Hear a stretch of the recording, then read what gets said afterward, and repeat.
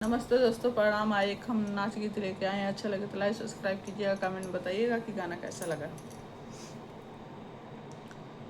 भौजी रतिया में मुसवा बावाल कैले बा, भौजी रतिया में मुसवा बावाल कैले बा। सास के काटे सड़िया, ससुर के काटे दतिया, सास के काटे सड़िया, ससुर के काटे दतिया।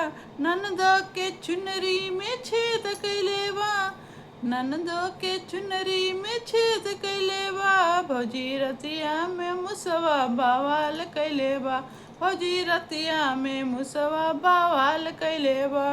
सास के काटे सड़िया, ससुर के काटे दतिया, सास के काटे सड़िया, ससुर के काटे दतिया।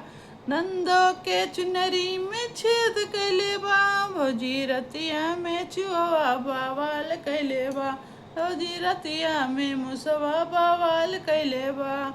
जेठ के काटे टोपिया, जेठान के काटे लहंगा, जेठ के काटे टोपिया, जेठान के काटे लहंगा।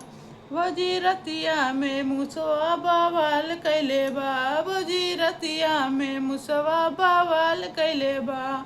नंदो के गलवा में छेद कैले बा, जेठ के काटे टोपिया, जेठान के काटे लहंगा।